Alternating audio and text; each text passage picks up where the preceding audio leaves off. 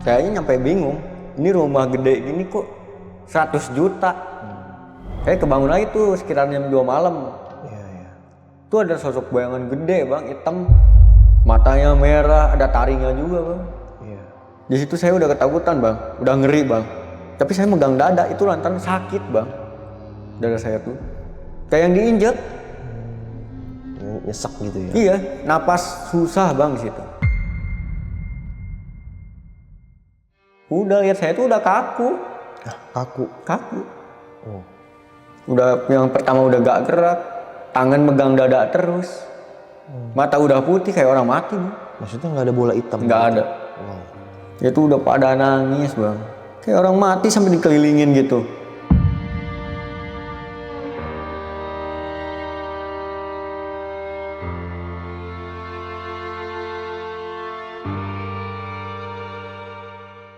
Assalamualaikum warahmatullahi wabarakatuh. Balik lagi sama gua Badru Caps Lock.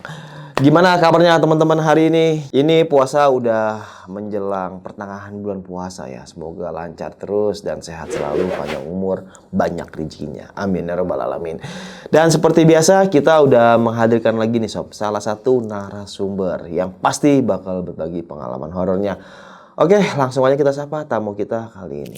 Halo Bang. Iya. Siapa namanya nih Bang? Juansa, saya dari Bogor. Juansa dari Bogor. Iya. Tinggal di Bogor mana Bang Juan nih? Saya di Bogor Barat. Bogor Barat. Iya. Oke, dan kita terima kasih Bang Juan ya nyempetin waktunya datang dari Bogor Iya. ke sini nih. Ini kejadian di Bogor juga atau di mana nih? Kejadian di Bogor mas. Di Bogor juga. Di Bogor juga. Tahun berapa nih awalnya? Tahun 2022. 22. Iya. Oke, siap. Masih hangat nih, sob. Oke, tahan dulu Bang Juan. Sebelum ke ceritanya, buat teman-teman yang punya kisah pengalaman horor, jangan disimpan aja. Langsung aja kirim kisahnya ke nomor WhatsApp ini nih. Kuy, kita merinding syahdu. Langsung aja kita gaskon.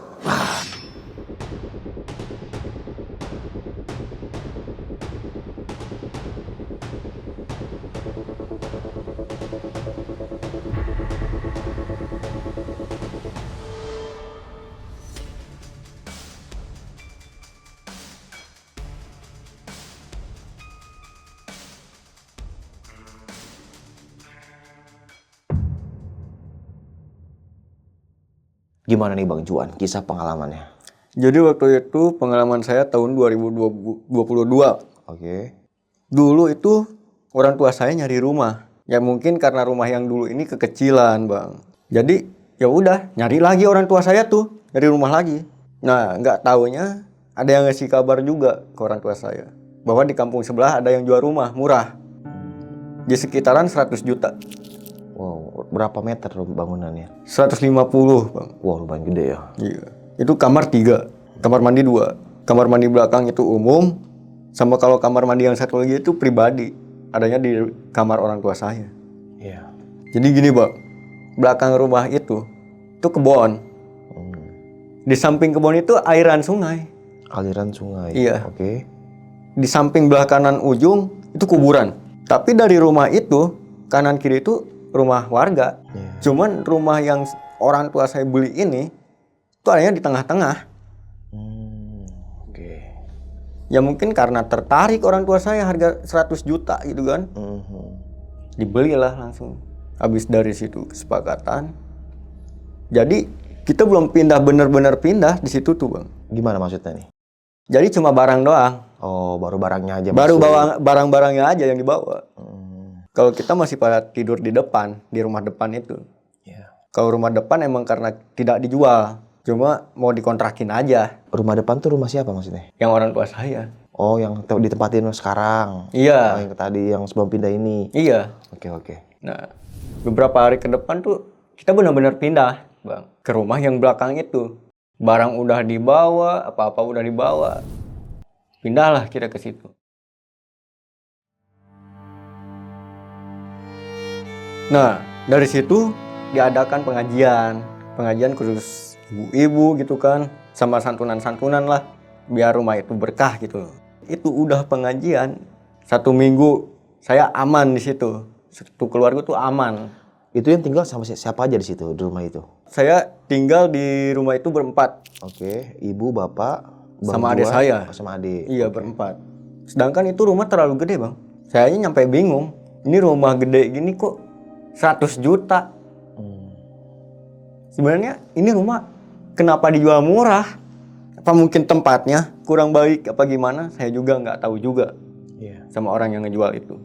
Nah, mulai nih Bang, 3 minggu. Ada gangguan-gangguan aneh itu. Oke, gimana nih awal gangguannya? Kita kan keluarga besar tuh diundang datang ke situ. Oke. Di situ emang masak-masak juga Bang. Masak-masak, jadi dapur itu dekat kamar mandi umum yang di belakang. Berarti lagi ada acara keluarga. Iya, Oke. kumpul-kumpul keluarga di situ. Ya modelan orang tua saya tuh, ibu saya sama kakaknya kan, ada nenek saya juga. Pada masak-masak juga. Iya, jam berapa tuh? Itu kejadian jam 8. Jam 8 malam, saya disuruh ke dapur. Terus saya masih ingat, saya disuruh bawa mangkok. Ini pintu kamar mandi belakang itu kayak ada orang yang ngawasin saya. Iya. Nah dari situ saya mau ngecek gitu aja Mas. Di situ langsung yang bikin saya merinding tuh, kok ada kepala cewek nongol. Nongol di mana? Itu di samping kamar mandi. Dari situ ya merinding. Tapi saya lari. Saya lari ke depan. Saya bilang sama orang tua saya di situ. Di belakang ada hal yang aneh tuh. Hal apaan? Itu kata orang tua saya tuh. Orang ini rumah enak ditempatin. Ya mungkin ya belum tahu aja gitu kan. Itu kepala cewek yang abang lihat kayak gimana bentuknya? Sekilas doang atau gimana? Jadi itu cuma rambut doang. Rambutnya itu panjang sampai ke bawah. Iya. Itu cuma nongol. Udah. Waktu saya balik lagi ke kamar mandi umum itu, gak ada siapa-siapa. Oke. Iya.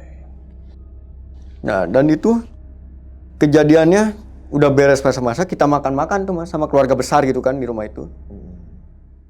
Kita tidur. Pada tidur tuh jam 9 malam. Ya mungkin pada kekenyangan kali gitu kan. Iya. Jam 9 malam pada tidur. Saya pribadi saya nggak tidur. Nah, dan habis itu jam 1 malam saya ke kamar mandi. Oke. Saya ngelihat dulu tuh ke ruang tamu. Ini yang tidur model nenek saya gitu kan. Kakaknya ibu saya. Sama anak-anaknya sama suaminya. Kirain saya tidur di ruang tamu. Gak taunya pada tidur di kamar adik saya semua. Nah di situ mulai dari keluarga saya, kakaknya ibu saya. Gak ada yang punya anak kecil. Sedangkan di situ itu anak kecil bertiga Bang. Lari-larian. Ya layaknya anak kecil aja napak gitu. Baju juga ya baju manusia. Iya. Nggak yang aneh-aneh. Tapi dia di situ tetap ngeliling. Bertiga itu main di situ. Kata saya tuh, mungkin halusinasi. Cuci muka ujung-ujungnya tuh Bang tuh. Saya lihat lagi ke situ. Nggak ada. Nggak ada anak kecil sama sekali. Habis dari situ ditampakin anak kecil itu yang lari-larian Mas. Saya bingung. Ini rumah udah diajiin biar berkah ke depannya. Ada santunan juga. Iya. Kok kenapa ini kok rumah kayak yang janggal aja? Nah, habis dari situ saya nggak cerita. Mau itu ke teman saya, saudara saya nggak pernah cerita Mas. Iya. Pas setelah 4 hari itu saya nggak bisa nahan Bang. Kayak ngeganjal aja di hati saya. Iya. Saya bilang ke saudara saya, temenin dong ngobrol. Tapi berdua aja. Jangan sampai bocor ini cerita ke siapa-siapa. Apalagi kalau ke bapak ibu saya, jangan sampai bocor. Nah, saya jelasin Bang di situ. Oke. Ke saudara saya tuh. Gue kemarin malam tuh lihat tuh anak kecil di ruang tamu. Lu bayangin bertiga itu jam 1 malam, gue bingung. Iya. Pintu udah ditutup, gerbang semua udah digembok segala. Ini masuk dari mana? Sedangkan pas gue lihat tuh ada. Gue mikir positif aja. Ya mungkin gue halusinasi. Ya udah. Gue balik ke kamar mandi. Gue cuci muka. Gue lihat lagi ke ruang tamu. Udah gak ada. Itu kosong. Di situ cuma ada motor-motor doang. Iya.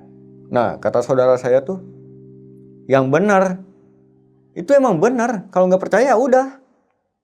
Nanti kita buktiin aja. Ini saudara ini umur berapa? Saudara saya itu umurnya 19 tahun. Oh, masih muda berarti. Masih muda. Oke. Dia menginap. Itu menginapnya itu malam Selasa, Bang. Udah, lu malam sekarang, udah langsung dah.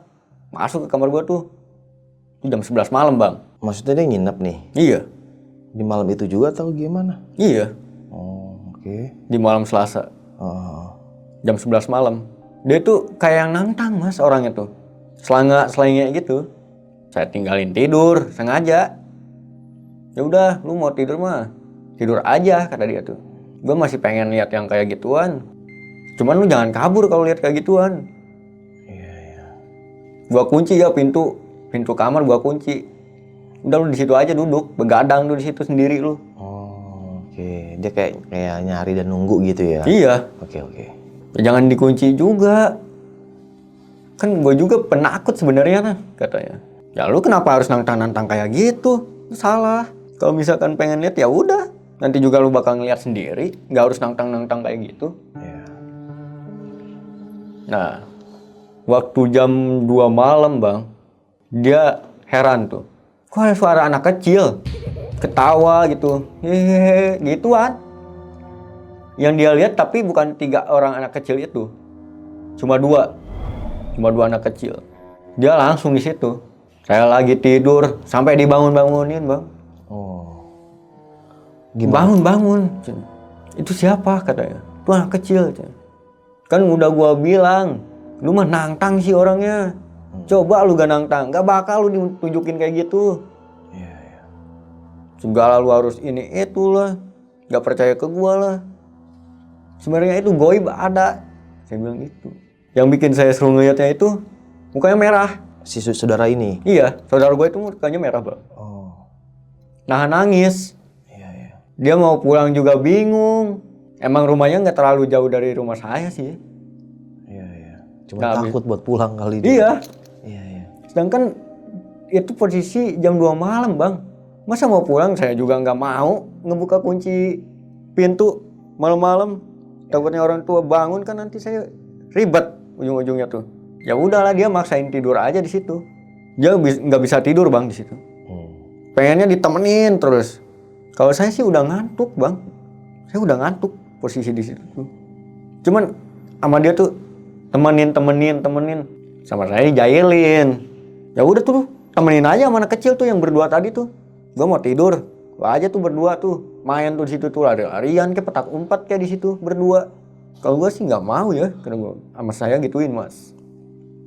Nah dari situ kejadian lagi bang. Itu kan 3 minggu tuh. Oke. Udah ada kayak gituan. Itu masih malam Selasa juga. Cuman yang saya heran itu bang. Kok saya kayak yang apes aja kalau malam Selasa. Nah kalau yang itu kan di kamar mandi umum belakang ya bang ya. Di belakang ada kamar mandi umum. Nah Maksudnya? itu dalam rumah. Jadi Oh. saya tuh nggak ngeganggu kamar mandi punya orang tua gitu loh. Oke. Kalau yang pribadi orang tua kan di kamarnya. Kalau di belakang itu umum. Jadi yang bikin benar-benar saya takut itu ada toilet ditutupin pakai kayu. Oh iya. Itu toilet rusak bang. Saya buka. Tuh ada mata bang di situ. Di toilet itu. Iya, 1 merah, gede itu bang. Oh. Saya di situ kan kabur bang. Saya di situ sempat pikir positif aja, kata saya tuh. Ya udahlah, cuma halusinasi aja. Saya bilang gitu aja. Nah dari situ, tuh dihancurin tuh bang tuh besoknya. Apanya dihancurin? Itu toiletnya. Saya bilang ke bapak saya, toilet rusak. Cuman kalau saya nggak bilang ada mata gede merah di situ. Saya nggak bilang. Saya cuma bilang itu aja. Nah bapak saya bilang, ya udah besok cari tukangnya aja. Nanti biar tukang yang ngebenerin. Ya udah kalau kayak gitu. Ya akhirnya setelah 2 hari itu toilet yang di kamar mandi itu dihancurin bang. Oh. Iya. Waktu dihancurin, itu tukangnya aja sampai sakit. Sakit gimana nih? Tiba-tiba malamnya tuh meriang katanya bang. Kakinya berat katanya. Kepalanya aja berat katanya. Buat ngelangkah aja katanya ada yang megangin, kayak ada yang megangin. Nah di situ, ya udah deh, kata bapak saya tuh. Udah istirahat dulu aja. Nanti biarin aja itu pekerjaan diselesaikannya nanti aja. Udah, katanya gitu. Itu tukang aturan dia sendiri bang. Oke. Saking mungkin dianya takut apa gimana, saya juga nggak tahu. Dia ngajak temannya lagi tuh, jadi berdua. Oh, pas besok ngajak Iya. teman lagi. Berdua dia tuh. Tuh di situ dia kayak yang nyuruh aja tuh ke temennya. Udah tuh hancurin tuh kamar mandi. Dia bilang gitu. Bukan dia ngerjain. Iya. Oke. Nah, temennya tukang itu udah beres ngerjain toilet, badannya katanya gatal-gatal bang. Nah di situ langsung dia bilang juga ke bapak saya tuh, rumah apa-apaan sih ini katanya. Saya di situ cuma ngedenger aja bang di kamar. Ya udah kan, kalau yang masalah kayak gitu kan ya mungkin bisa jadi aja mistis, gitu loh. Saya aja nyampe itu kamar mandi umum itu, yang toilet itu, saya nggak pernah mandi bang di situ. Jadi saya numpang aja ke kamar mandi yang punya orang tua tuh. Iya. Tiap hari di situ. Kalau yang umum boro-boro bang, kagak pernah dipakai. Paling kalau ada teman-teman doang. Iya. Paling buat buang air kecil di situ. Baru. Jadi setelah dibongkar 4 hari tetangga saya itu datang ke rumah. Ya mungkin silaturahmi bang, sama orang-orang tua saya. Dia pengen buang air kecil. Ya mungkin dia gak enakan juga gitu kan, kalau masuk ke kamar mandi pribadi. Jadi dia milih kamar mandi yang umum. Dia buang air kecil. Dia ngejerit bang. Ngejerit. Iya. Ngejerit itu katanya ada cewek. Cewek itu di dalam bak katanya. Diri. Itu jam berapa? Itu pas sore bang. Sore. Iya jam 4 sore. Dalam bak. Iya. Kan udah dihancurin. Kalau bak gak dihancurin bang. Jadi cuma toilet doang. Yang tempat buang air besarnya Iya maksudnya. itu aja yang dihancurin ya. Oke. Jadi bak itu kan gede bang. Nah katanya di situ dia diri. Kayaknya saya bingung katanya tuh. Ini waktu sore aja jam 4 udah kayak gini. Apalagi ini tetangga malam udah ini kabur kayak. Nah udah gitu. Saya mastiin bang. Saya jalan tuh ke kamar mandi. Bagian saya ke kamar mandi belakang bang. Kamar mandi umum itu. Nggak ada apa-apa. Iya. Terus saya tuh ngapain sih harus teriak gitu kan. Saya bilang di situ, jangan ngeganggu orang lain. Gak bagus. Kita kan udah beda alam. Iya. Kita nyata, itu alam goib. Kata saya gitu. Cukuplah buat ngeganggu-ganggu orang. Kasian. Kan mereka juga gak pernah ngeganggu kalian. Sama saya gituin bang. Nah abis dari situ, udah nih pas minggu depan, teman-teman pada main bang ke rumah. Oke, teman Bang Juan nih. Iya. Cuman mereka nggak mau pada tidur di kamar. Jadi pada gak nginep. Jadi cuma ya udah nongkrong gitu di kamar saya bang. Oke, berapa orang? 6. Buset, berdua Ada 6 orang. nongkrong di kamar. Iya. Buset. Sedangkan itu kamar gede bang. Oh iya. Lemari aja cuma ada 2. Iya. Jadi ada 6 orang 7 orang juga masih bisa masuk bang. Nah dari situ ada tuh teman saya. Katanya waktu mau pulang pintunya udah dikunci. Jam berapa Itu jam 1 malam bang. Oke. Dia doang yang terakhir. Kalau teman saya yang lain itu jam 11 udah pada pulang. Sama saya ditawarin nginep bang di rumah tuh. Udah nginep aja di rumah. Pulangnya nanti pagi. Atau enggak siang pulang. Katanya takut dimarahin sama orang tuanya lantaran belum izin katanya. Terus saya tuh ya udah enggak usah takut. Nanti biar gua aja yang bilang. Enggak. Dia bilang gitu. Iya. Ya udah kalau misalnya mau pulang, ya udah pulang aja sendiri. Gue gituin bang. Enggak jadi katanya. Ya udah nginep aja deh di sini, cah. Untungnya tuh kan kasur kan gede sih bang, kasur buat tidur saya tuh gede. Muat lah bertiga. Dia tidur di pojok. Kalau saya nggak di belah pojok tidur tuh. Saya bingungnya tuh, dia nyampe bangunin saya bang. Tadi ngedenger ada yang ngebisikin nggak, katanya gitu. Kata saya tuh, ngebisikin apaan? Orang lagi tidur masa dibisikin. Halu kali. Saya gituin. Iya. Enggak halu, kata dia gitu. Dia tetap ngotot, dia enggak halu, enggak halusinasi. Katanya tuh minta tolong lo ngebisikinnya. Suara-suara aneh lah bang gitu. Nah, di situ saya bilang, lu ngigo kali, lu mimpi, jadi ke bawah suasana. Iya. Nah, kata dia tuh gini bang, gua kagak mimpi. katanya gitu. Gue kagak tidur. Ya terus kenapa? Masa dibisik-bisikin? Aneh lu. Masanya gituin. Dia dengar suara bisikannya, suara cewek atau cowok bisikannya? Suara cewek. Oh, cewek. Iya. Oke. Dia bilang suara cewek itu, tolong. Iya, Udah gitu, nggak tahu lagi kata dia tuh suaranya suara aneh aja gitu kan. Kayak orang bersiul katanya bang. Oke. Di situ saya nemenin. Bagian udah ngantuk juga saya bang di situ. Ya udah saya temenin aja gitu kan, kasihan gitu kan. Biar dia nggak takut lah. Nah habis itu dia pulangnya siang bang. Saya antar pulangnya juga. Katanya dia takut dimarahin. Ya udah deh. Ayo gua aja yang bilang ke orang tua lu. Lu udah diem aja, nggak usah ngomong. Saya bilang ke orang tuanya, kalau dia itu malam tidur di rumah saya bu, nggak ada kemana-mana. Kirain tidur di mana katanya. Enggak, dia nggak berani tidur di mana-mana mah bu. Orang sehari-harinya aja sama saya. Kan teman-teman juga emang sehari-hari sama saya bu. Iya. Berarti di malam itu dia cuma dengar suara tolong via mimpi aja. Iya, Dalam kayak gitu tidurnya bang. dia. Setelah saya nganter pulang teman saya, terus 1,5 bulan tuh bang tuh tinggal di rumah situ. Jadi kan kalau bahasa Sunda itu kan kalau paman kan sebutnya mamang kan. Oke. Nah saya bilangnya bahasa Sunda. Mamang saya pulang, lantaran dia kan nggak pernah pulang bang sebelumnya tuh. Si mamang ini. Iya mamang saya nggak pernah pulang. Iya. Dia di pasar, dia betah di pasar. Itu kejadian jam 11 malam bang. Mamang saya kayak yang pulang dari pasar bang. Buka pintu kamar, dia diri. Jadi mamang saya itu berdiri bang depan pintu. Saya lagi tidur. Cuman bagian saya tidur juga saya nggak enak bang. Kayak yang aneh aja gitu kata saya tuh. Iya. Kok nggak bisa tidur? Biasanya saya jam 10 juga kadang udah tidur bang kalau nggak nongkrong sama teman. Setelah telatnya jam 12 lah saya tidur. Iya. Udah gitu saya bingungnya tuh. Ini mamang saya tuh masuk lewat mana?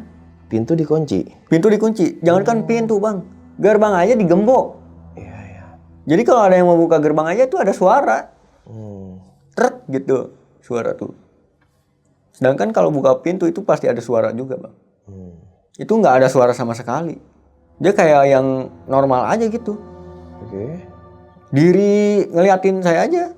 Saya bilang aja ke dia tuh, ya udah mang, mandi dulu aja deh. Kalau nggak cuci muka, mandi bagian bawah aja sama tangan udah. Gak usah semuanya, penyakit kalau malam. Saya gituin. Gak ada jawaban bang. Diam aja. Tatapannya tetap ke saya. Iya. Kata saya tuh, ini orang pulang dari pasar, harusnya kamar mandi dulu kek apa kek, ganti dulu kek. Jangan jorok gitu kan. Langsung masuk aja. Apa mau diantar? Saya gituin bang. Mau gak diantar ke kamar mandi yang itu?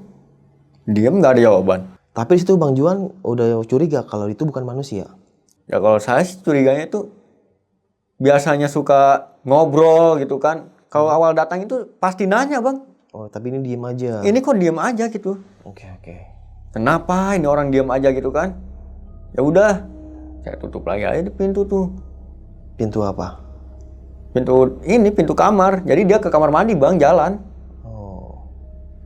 Kata saya tuh, ya udah mang nanti kalau misalkan mau ke kamar mau istirahat, buka aja nggak dikunci ini pintu. Gak ada jawaban bang. Dia masuk ke kamar mandi aja tuh, pintu kamar mandi nutup. Gak ada suara keran bang. Suara kocoran air itu nggak ada bang. Harusnya kan ada kan. Kalau misalkan buat bersihin tangan, kaki itu ada suara kocoran air, tuh nggak ada, polos bang. Wow. Nah, yang saya bikin bingung itu, kok mamang saya nggak keluar-keluar? Udah 30 menit di kamar mandi. Ya udah saya susul kan ke kamar mandi. Saya buka pintu, nggak ada bang. Tuh kosong kamar mandi, nggak ada siapa-siapa. Pintu kamarnya dikunci? Enggak bang. Nggak dikunci. Saya bingung. Ini mamang saya kemana?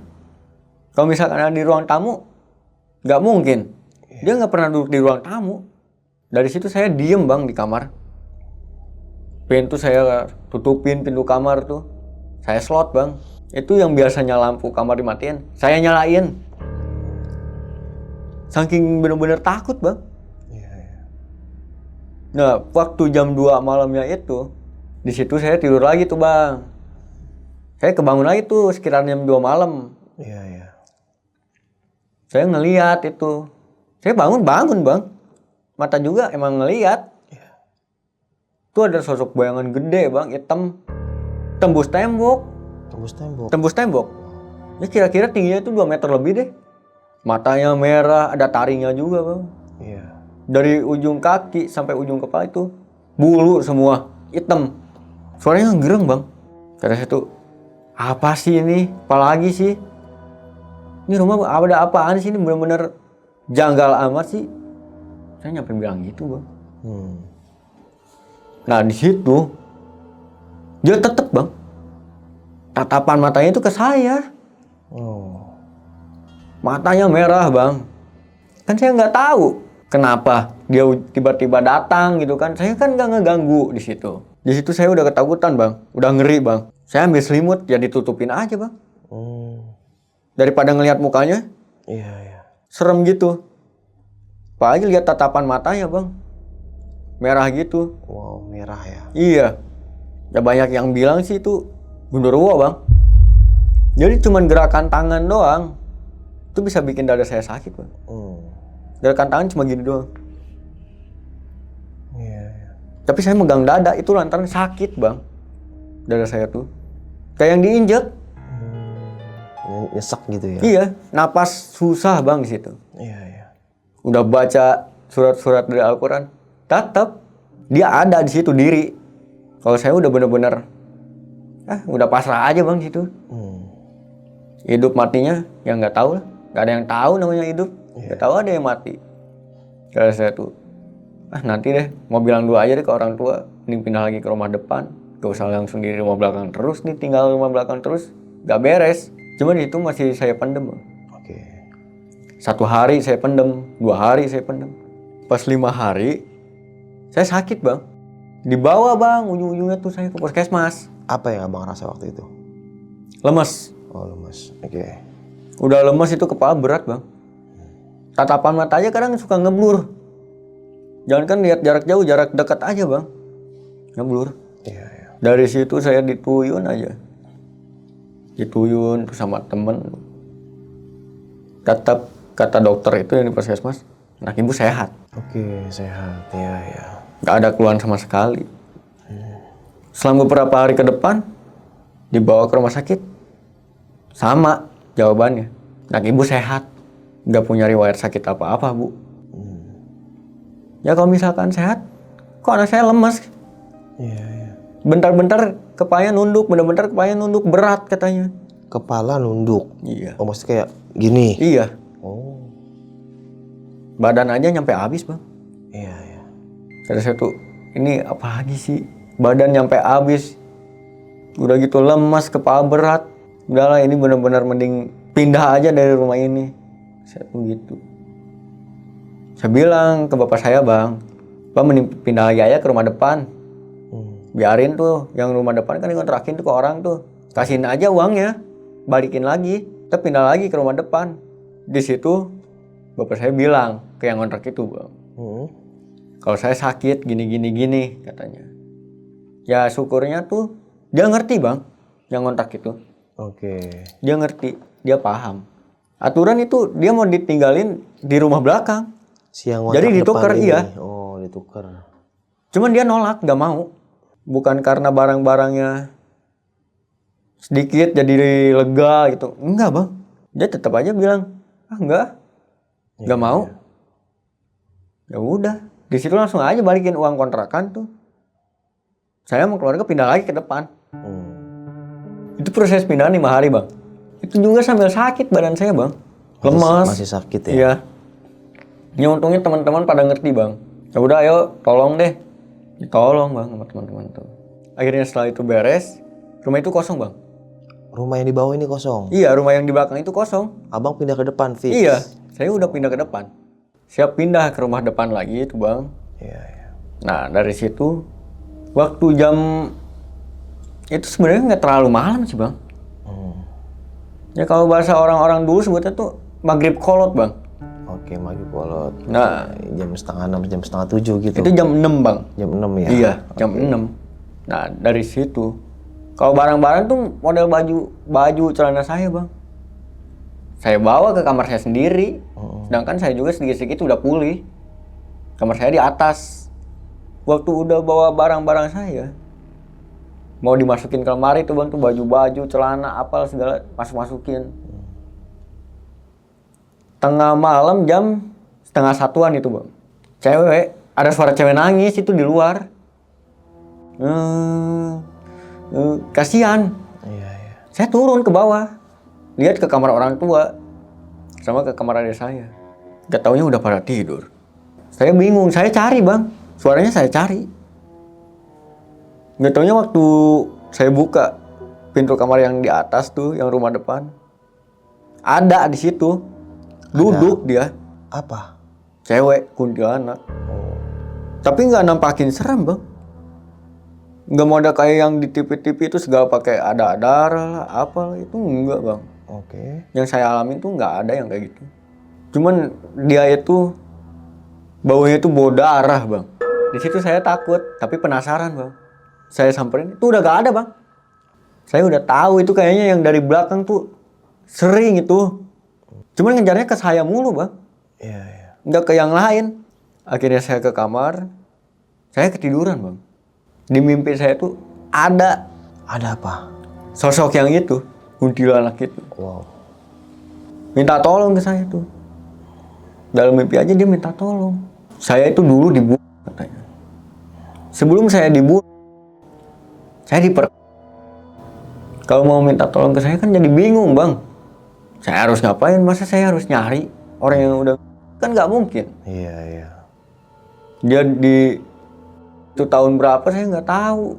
Dia nyebut di mananya? Dia masih di sekitaran situ katanya. Orang yang itu masih ada. Masih ada. Masih ada. Ya kan namanya juga orang yang ada sih yang mau ngaku.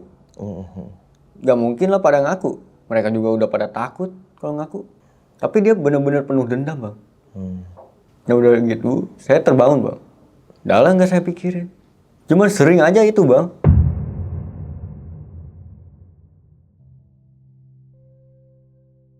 Nah jadi bang setelah 2 hari tuh saya sakit bang.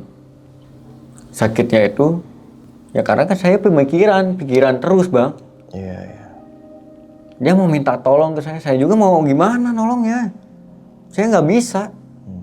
Karena saya tuh udah ke yang lain aja minta tolong. Dan ke saya bukan siapa-siapa.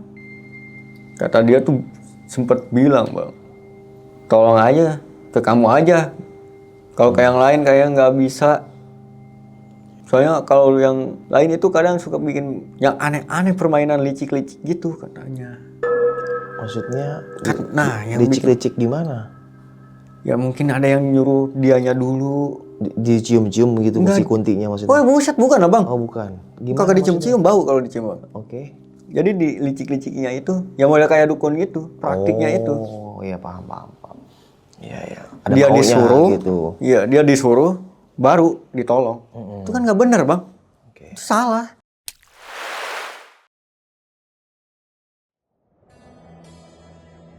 Setelah 3 bulan, itu hidup saya aman bang. Sehat, gak ada gangguan sama sekali. Yang cewek itu aja udah nggak saya hirauin. Oh, abang cuekin. Iya. Iya, iya. Cuekin aja kan, saya juga nggak tahu yang ngebunuh siapa. Iya, benar. Habis dari 3 bulan tuh 2 bulan ke depan bang. Kalau orang tua saya kan ngajar guru ngaji. Jadi kan ya jarang lah bang ada di rumah juga. Bapak saya kerja, adik saya sekolah. Adik saya sekolah itu SMP. SMP. Kalau abang Juan waktu itu? Kalau saya udah gak sekolah. Udah nggak sekolah? Iya. Oke. Jadi gini bang, kejadian itu jam 1 malam. Orang tua saya, adik saya udah pada tidur. Saya masih main HP di situ sambil ngerokok, ngopi sendiri. Nah di balik lemari saya itu ada yang tinggi. Masuk lagi, cuman kayak asap kalau itu bang. Warnanya hitam, matanya juga merah. Tapi kalau itu nggak terlalu merah bang. Matanya itu? Iya, nggak terlalu merah. Sama ada taringnya juga. Tapi nggak ngereng. Nggak ada suaranya dia tuh. Dari situ juga sama. Kalau itu bukannya gerakan tangan bang. Cuman kalau itu dari hempasan kakinya. Oh. Saya bingungnya tuh, kok orang yang dibawa tuh orang tua saya, adik saya, kok nggak ada yang dengar gitu kan? Saya aja nyangkanya mimpi.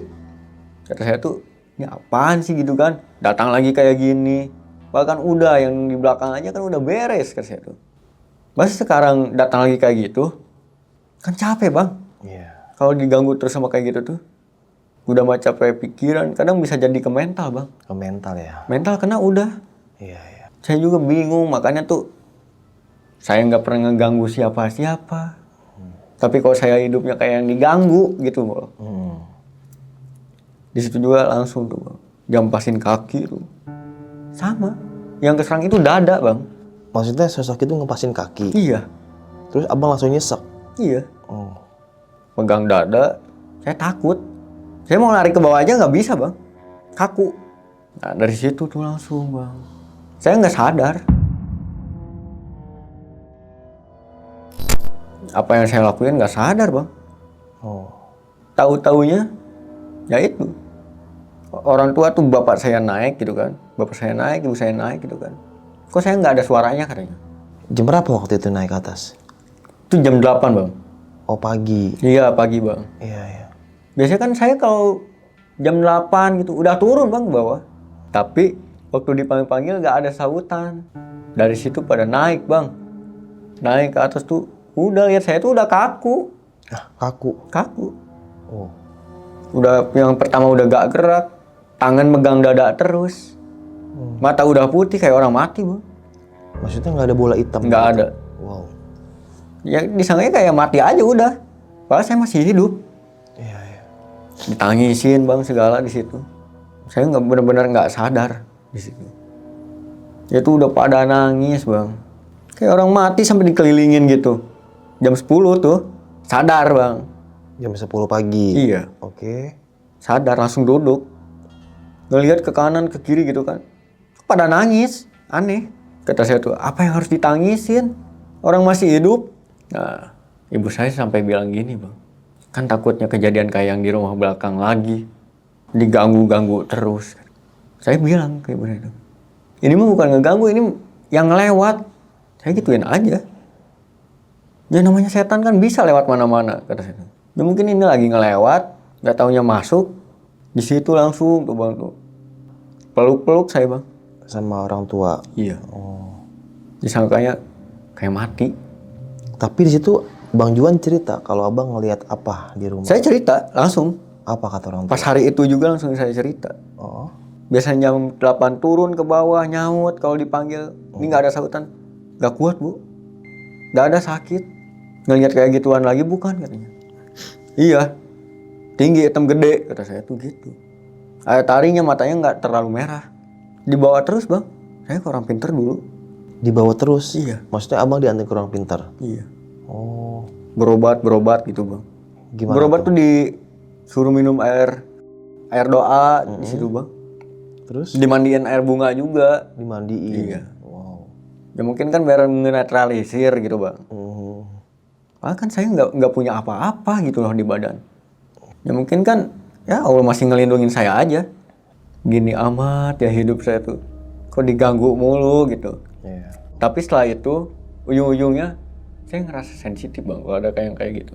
Sensitif? Iya. Oh, bisa ngerasain gitu hawanya. Ini misalnya ada, ini gitu. Iya. Oh.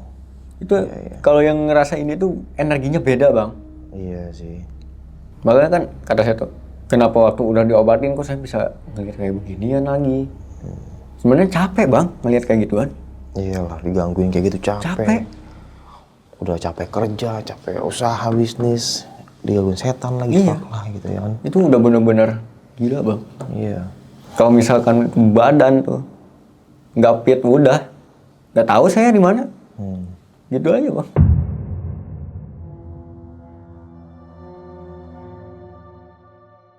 Setelah itu ada kejadian lagi bang. Itu rumah belakang kan kosong ya. Oh iya, rumah yang itu ya, yang serem banget itu. Itu kosong tuh mau dijual bang. Mau dijual lagi ke orang. Tapi kata orang tua tuh, ya udah bersihin dulu aja katanya. Nah di situ saya nggak mau bang, saya nggak bersihin sendiri. Saya ajak tuh teman-teman tuh ada 10 orang bang. Wow, teman-teman Bang Juan, 10 orang abang ajak. Oke. Ya untungnya aja pada mau bang. Iya. Karena saya tuh temenin ngebersihin rumah yang di belakang, nyapu, ngepel. Syukur alhamdulillah sih pada mau. Dan gitu kata saudara kan kalau saudara tuh rumahnya nggak jauh dari rumah belakang bang. Oke. Itu ada suara yang nyapu di teras depannya katanya. Ada yang nyapu. Iya. Makanya saya bingung di situ tuh. Kan saya udah pindah ke rumah depan. Kok kayak gitu masih ada gitu loh. Saudara bilang, itu jam 1 malam tuh, waktu malam Kamis, ada yang nyapu di sono. Di rumah belakang tuh di teras depan. Nyapu malam-malam. Siapa? Ya gue juga gak tahu katanya. Gue mau ngeliat juga takut katanya. Ini gue diam aja di kamar sih. Katanya gitu bang. Nah gak taunya tuh diselidikin tuh. Yang jadi kalau si nenek itu, tetangga banyak yang bilang bang, positif kalau itu katanya. Oh, nggak ganggu. Nggak ganggu. Cuman tetap aja malam-malam dia nyapu-nyapu kan ganggu juga. Nah banyak yang bilang sih kalau ada suara sapu ya malam-malam gitu kan, nyapu pakai sapu lidi gitu bang. Itu dia. Dia lagi nyapu karena nggak mau berantakan bang. Tapi bersih tuh. Namanya goib bang. Bersih apaan? Sedangkan itu yang di teras depan rumah belakang tuh banyak pohon bang. Oh, itu nyapu secara gaib gitu ya. Iya. Oke. Kata warga sekitar sih banyak yang bilang gitu. Oh. Setelah beres-beres tuh rapi-rapi tuh sama teman-teman tuh bang tuh. Itu rumah dijual bang. Oke, udah mulai dipasarin maksudnya. Iya. Udah mau dipasarin. Cuman ya dari harga 100 juta mungkin agak naik sedikit lah bang. Ya barangkali 110 apa 115 kan saya juga nggak tahu lah. Terus sampai lama bang lakunya. Biasanya kan rumah-rumah kayak gitu kan gede gitu kan, harga miring gampang laku bang. Iya. Kalau itu susah. Sampai dulu tuh pernah kata orang yang bisa ya bang ya, tabur beras aja katanya. Tabur beras setiap sudut. Tunggu aja nanti juga bakal laku ini kok, ini rumah katanya. Oke. Ya saya percaya nggak percaya sih mas sama kayak gituan. Iya. Mungkin 3 bulan tuh nggak ada bang. Nggak ada apa? Nggak ada yang lihat-lihat rumah gitu. 3 bulan, 4 bulan, 1 tahun. 1 tahun setengah ada yang lihat. Tapi gitu dia minta bener-bener anjlok harganya. Oh, nawarnya parah. Iya. Iya. Sedangkan itu rumah gede bang. Masa harga dibikin anjlok kan orang tua saya juga nggak mau. Pas 2 tahun. Itu bulan Februari tuh bang tuh. Ada orang jauh bang nyari rumah. Nah udah gitu sama tetangga tuh ditawar-tawarin tuh rumah belakang tuh bang. Udah ditawar-tawarin tuh orang ngeliat kan ke rumah belakang tuh. Masuk bang dia ke dalam. Orang itu masuk dalam. Iya. Pengen tahu ruangan mana gitu. Iya. Dia tunjuk-tunjukin kan di situ. Oh ini enak ya rumahnya katanya gitu. Saya juga posisi ada di situ. Kalau orang tua saya di rumah. Jadi yang nunjuk-nunjukin tuh saya sama temen aja udah. Ya udah emang orang tuanya kemana katanya. Ada di rumah depan katanya. Oh panggil 2 aja. Orang tuanya panggil orang tuanya tuh. Langsung bang. Ya udah nanti penyelesaian pembayaran 2 minggu beres ya katanya. Syukur alhamdulillah itu langsung laku bang. Langsung laku. Iya. Tapi jangka waktunya 2 tahun kan lama bang. Iya. Itu yang beli orang jauh dari mana? Itu yang beli masih sekitaran Bogor bang. Oh, tapi agak jauh lah di luar sana gitu. Iya agak jauh juga. Bukan orang kampung situ yang beli. Bukan. Oke. Dia itu ngerasa nyaman bang di situ. Lantaran keluarga besar bang. 8 orang apa 10 orang dia di rumah itu. Nggak ngedenger suara. Wah ada suara ini. Nggak pernah bang. Nah nih Bang Juan, tadi kan di awal abang cerita nih, abang bilang nih kalau pertama kan rumah subsidi ya. Iya. Itu kenapa abang nolak? Lantaran jauh bang. Oh jauh. Iya. Tapi sempat udah survei tempatnya. Orang tua aja sih. Kalau saya tua. nggak bener-bener nggak mau ikut bang.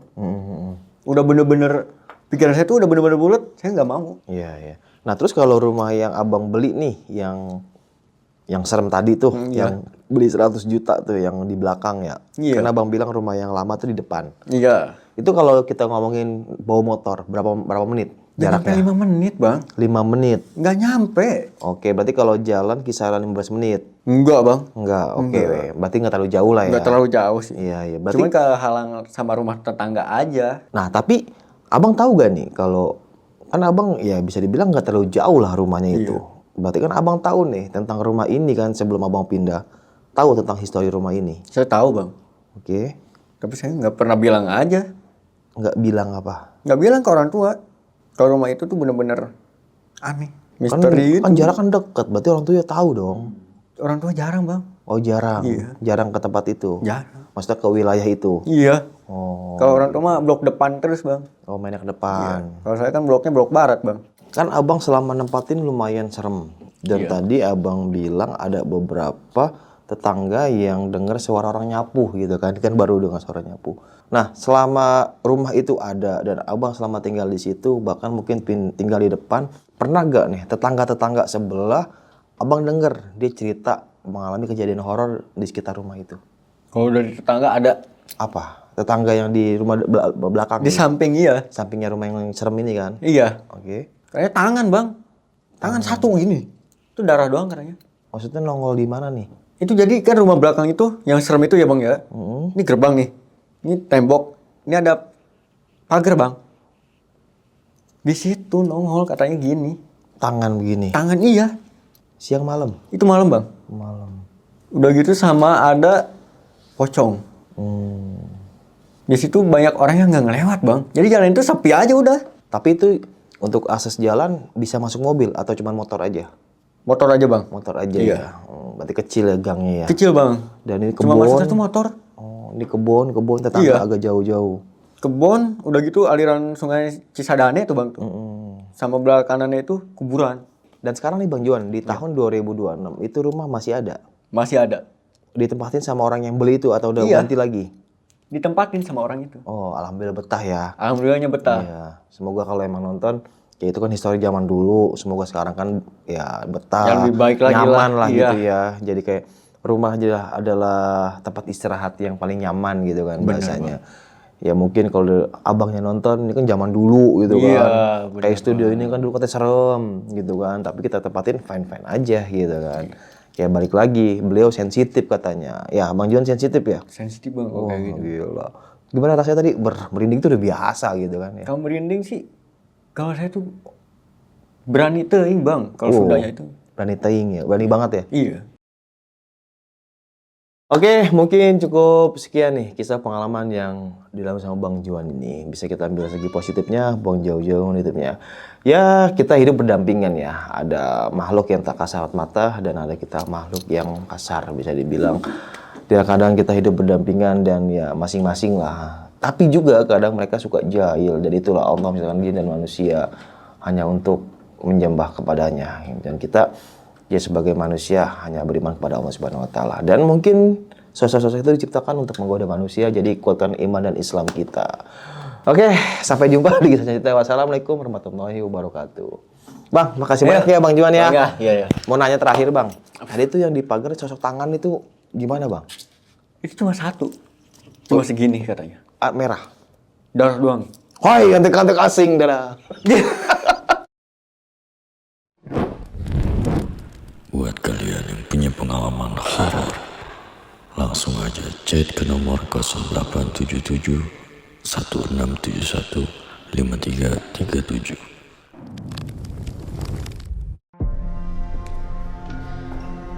Jadi pas teman saya menggotong rolan tersebut Bang, bahan tersebut, dia terpelanting ke bawah Bang, dari atas lantai 3 sambil dia teriak. Dia kaget ya. Gabruk ke bawah Bang, seperti patahan tulang Bang. Waduh, saya buru-buru lompat Bang ke bawah ibaratnya ngejar dia. Saya udah ngenes dan ngeliat kondisinya. Ya pas saya lihat kakinya sudah, ya kalau kata kita ngampleh ya, udah patah.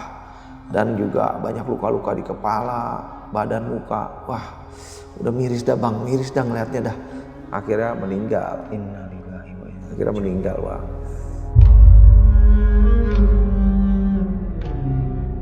Saya ingat saya jam 2 lewat itu kita lagi biasa nyetak dan finishing di lantai 3 ya. Ada yang melempari tanah awalnya Bang.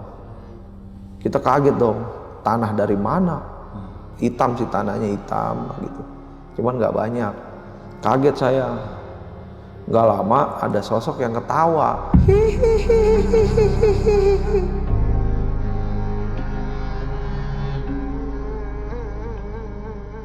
Assalamualaikum warahmatullahi wabarakatuh. Balik lagi sama gua Badru Caps Vlog.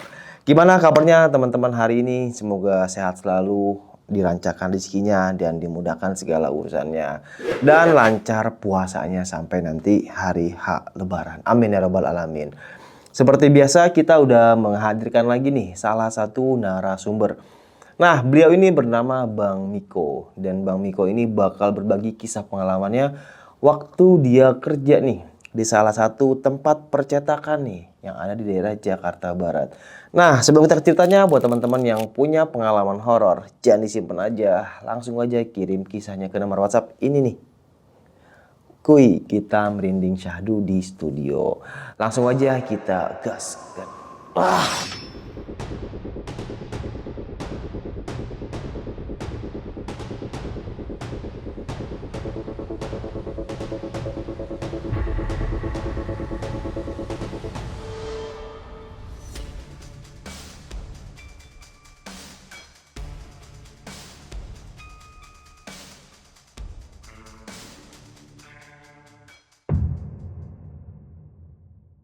Gimana nih Bang Miko, kisah pengalamannya nih? Pengalaman saya di awal 2007, saya ditawari pekerjaan oleh adik bapak saya. Kebetulan beliau ditawari juga oleh temannya, teman sekolahnya, untuk saya bekerja di tempatnya di bidang percetakan Taman Palem, Jakarta Barat. Jadi saya datang ke situ di pagi hari. Dan alhamdulillahnya saya diterima untuk kerja di situ, bantu-bantu sebagai finishing atau mengantar barang yang sudah selesai dan banyaklah lainnya gitu. Tempatnya itu di suatu ruko, kebetulan di pinggir jalan, dan saya memulai hari pertama kerja saya di situ cukup nyaman bagi saya, cocok kerjaannya. Itu ada berapa Bang karyawan yang kerja di situ? Kalau untuk pertama yang saya alami kan 3 orang ya untuk pekerja percetakannya, nyetaknya ya. Yang bagian kantor baru 2 orang bawah, 5 orang ya. 5 orang ini bekerja cukup nyaman, kompak, dan juga alhamdulillahnya di situ order masuk terus.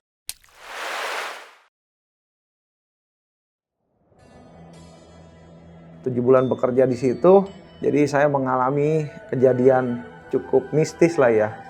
Ya, di saat itu saya lagi, ya mungkin kantor memberikan instruksi untuk lembur ya waktu itu.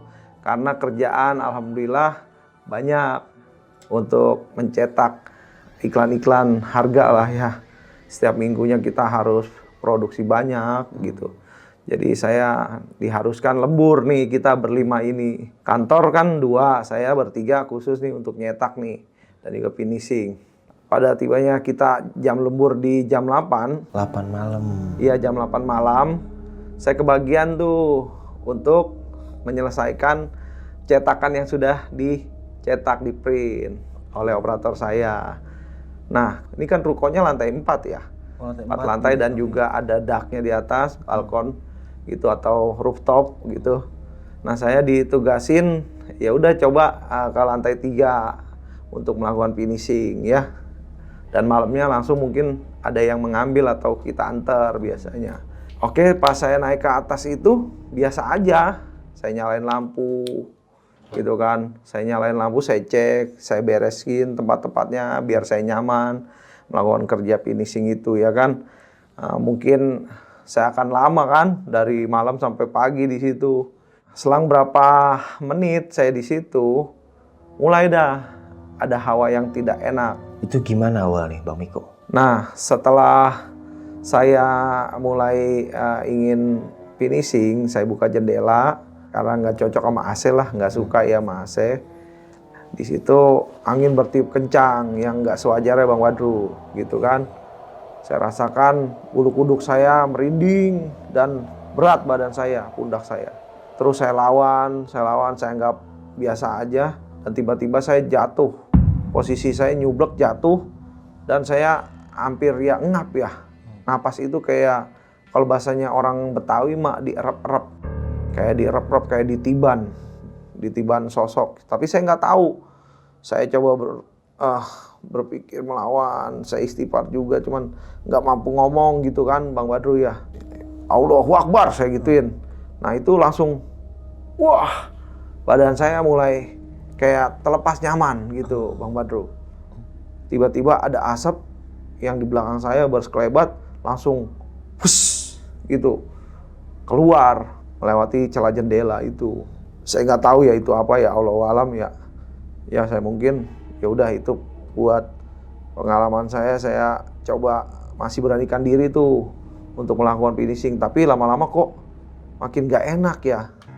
Ya udah akhirnya saya buru-buru turun dah.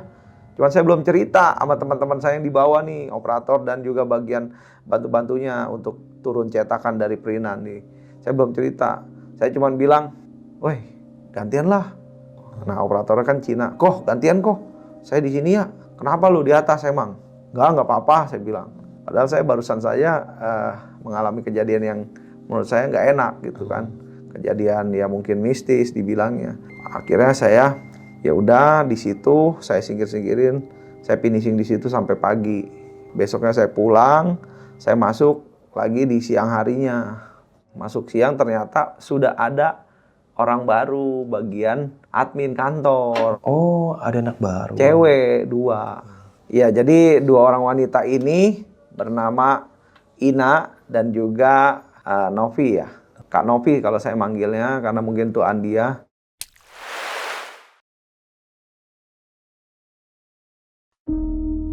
Beberapa minggu nih seiringnya berjalan waktu gitu kan, kita kan cukup akrab lah ya, namanya udah kenal ya dengan anak baru tersebut. Menjelang sore, Kak Novi itu izin pulang. Mungkin kalau si Ina ini sampai jam 9 dia kerja karena lembur untuk mengurusi uang makan kita. Dan masih ada kerjaan yang mungkin yang harus diselesaikan, faktur-faktur atau apa gitu kan.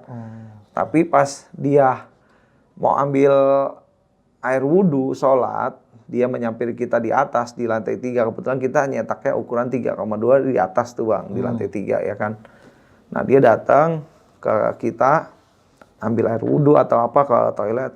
Tiba-tiba dia jatuh Bang. Ya jatuh mengagetkan kita lah, gedubrak jatuh di depan kita.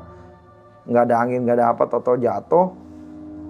Dia seperti orang yang merintih Bang awalnya. Terus nggak lama nangis kenceng Bang, nggak mau berhenti.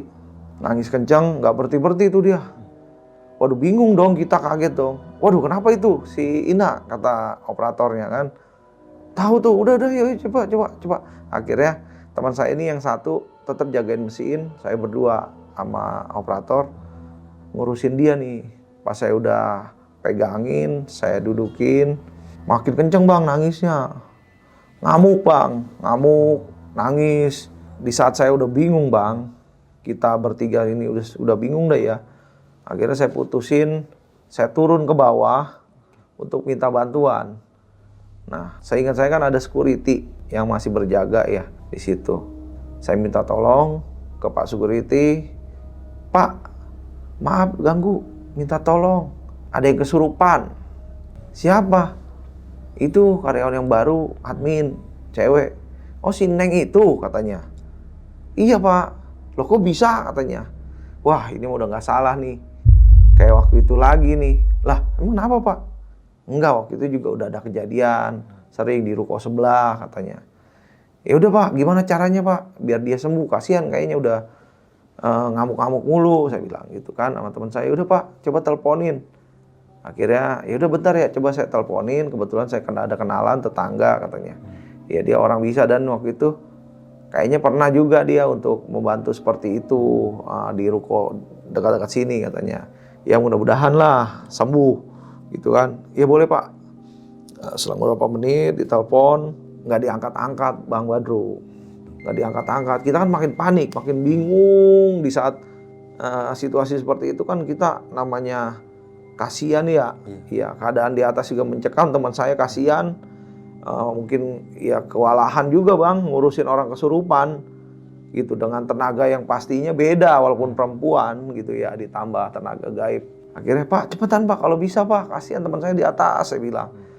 "Ini nggak main-main Pak, jangan lama-lama." "Iya ini saya teleponin." Akhirnya ya udah Kata saya, udah, iya Pak, ikut saya dulu dah ke sana, bantu dah. Ntar sambil kita telepon di sana di atas.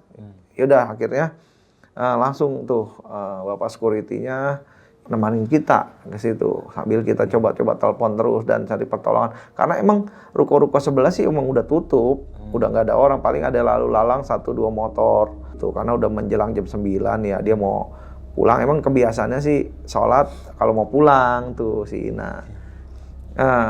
Ditelepon, alhamdulillah dapat jawaban. Alhamdulillah si ustadznya nelpon juga. Iya Pak, kenapa? Pak Jamhari ditanya, Tat bisa kesini gak? Ini ada yang kesurupan, tolonglah diobatin, disembuhin. Udah lama katanya, kedengaran saya. Enggak, barusan nih katanya. Pak Ustadz minta tolong kesini ya. Ya udah, saya ke situ Pak Jamhari. Udah tunggu aja di situ. Jangan sampai dilepas, kasihan nih. Kalau dilepas takutnya aneh-aneh katanya. Udah saya ke situ. Nah, selang berapa menit Bang Badru datang tuh ustadznya, alhamdulillah dengan perawakan yang setengah baya, mungkin di umur 50 lebih ya Pak ustadznya. Orang terdekat situ Pak Ustadz Husein.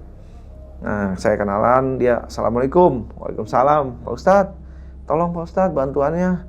Ya mudah-mudahan nih Pak Ustadz bisa ngebantu ya untuk menyembuhkan teman saya nih. Emang kenapa Bang awalnya? Ya awalnya dia biasa mau sholat baru pulang, mau ngambil wudhu ke kamar mandi, jatuh di depan kita. Kita lagi pada kerja nyetak. Pas dia deketin tuh, ya udah Pak silakan. Dideketin, mental mundur, ya sempat ngejungkel. Terus saya makin parah nih, makin mencekam aja nih, makin sadis aja nih kayaknya perlawanannya. Nah, muncullah suara dari si goib tersebut mungkin ya. Masa orang kesurupan tau-tau bisa. Siapa kamu? Jangan ganggu saya. Kalau berani, ayo silakan. Kalau bisa, saya suka sama anak ini. Ditanya sama Pak Ustadz, bangun lagi. Udah biarin. Coba, awas mundur. Pas mundur, dia megang kunyit. Pak Ustadz itu medianya kunyit sama bawang putih. Ingat saya, bawang putih yang sudah dikupas. Pas diciumin ke hidungnya tuh bawang putih sempat ngindar. Gitu kan, sempat ngamuk. Terus nggak lama teriak sambil nangis lagi. Begitu kan, ngeriti begitu. Tetap nih berusaha Pak Ustadz ini menyembuhkan, gimana caranya. Pak Ustadz bantu, Pak Ustadz tolong biar sembuh teman saya ini. Iya baik. Ya dibacain ayat-ayat Al-Quran, mungkin surat-surat pendek. Ya Allah Bang Badru, kaget saya sekaget-kagetnya. Masa goib bisa, makhluk halus bisa ngebales bacaan-bacaan ayat suci Al-Quran. Ingat banget dia. A'udzubillahi minasyaitonirrajim, bismillahirrahmanirrahim, dibalas gitu Bang. Ayo bacaannya keluarin, ilmunya keluarin, lawan kalau bisa. Saya suka mana ini, saya pengen ambil nih katanya buat teman saya. Ya kata si Ustadz, atau beda alam. Kalau bisa jangan gitu, emang ini siapa katanya. Nggak perlu tahu, kata Pak Ustadz. Iya ini siapa, saya mau tahu dulu, mau tanya dulu. Pas Pak Ustadz udah nanya seperti itu, gua lebih lama di sini. Gua suka sama anak ini. Nah akhirnya dengan susah payah si Ustadz, dengan bacaan-bacaannya, ya alhamdulillah juga sih Bang, ketolong ya, selang berapa menit ketolong dan kabur, ya mungkin menghilang. Setelah itu langsung dia kayak lepas tidur, pingsan. Berarti di area Ruko ini sepi atau gimana Bang? Sepi Bang, dulu kan 2007 masih sepi ya. Alhamdulillah sudah sembuh teman saya itu, si Ina, dia pulang dengan selamat.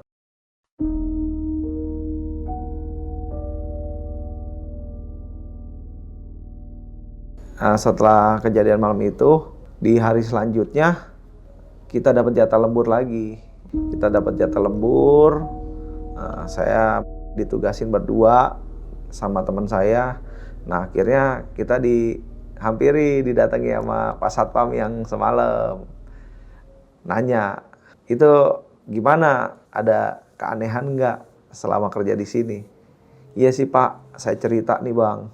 Saya ngalamin Pak, seperti ya di Arab-Arab lah bahasanya, lagi kerja sendirian Pak gitu. Saya cerita sama satpamnya gitu Bang Badru. Wah udah mulai lagi nih, ya mulai lagi ada gangguan karena udah ada yang menghuni lagi rukonya. Emang kenapa Pak? Jadi gini, saya cerita sedikit kata Pak Satpam. Jadi selama saya jaga dan kerja di sini, ya ruko ini tuh kenapa orang sering nggak betah lama untuk menyewanya? Ya karena ada gangguan mulu gitu. Pak Satpam bilang seperti itu. Oh, banyak gangguan. Iya, ya dulu hampir-hampir memakan nyawa katanya. Memakan nyawa. Ya seorang perempuan pernah hampir lagi ke tabrak motor di depan ruko ini. Pas tepat di depan ruko ini waktu malam-malam. Jam 11-an lah ya katanya, jam 11-an. Itu pas pulang dia jalan sendirian, tahu-tahu ada motor kenceng. Tapi pas tepat kenapa di ruko ini saya juga nggak tahu katanya. Oh gitu ya Pak ya.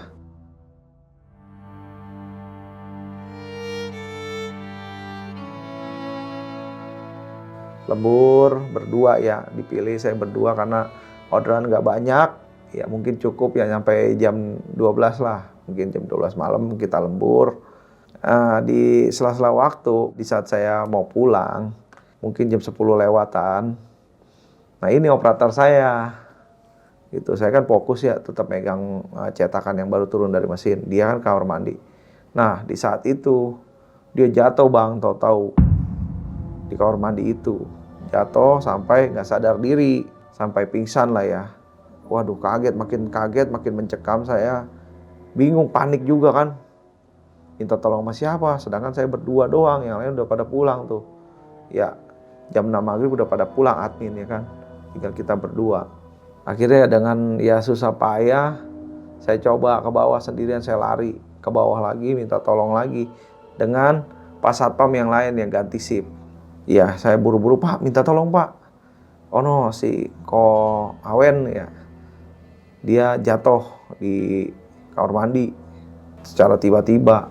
Nah, kaget, lah kok bisa? Kepleset apa gimana? Iya, di saat dia mau ke kamar mandi, ya mungkin kepleset kali, saya nggak tahu ya. Nah, selang itu ya udah kita coba diobatin, kita bawa, kita telepon bagian kantor, pengawas kita telepon, datang tuh semuanya Bang. Ya beberapa orang, tapi kalau bos nggak datang, pengawas aja dan teman-teman yang biasa cleaning service paginya juga.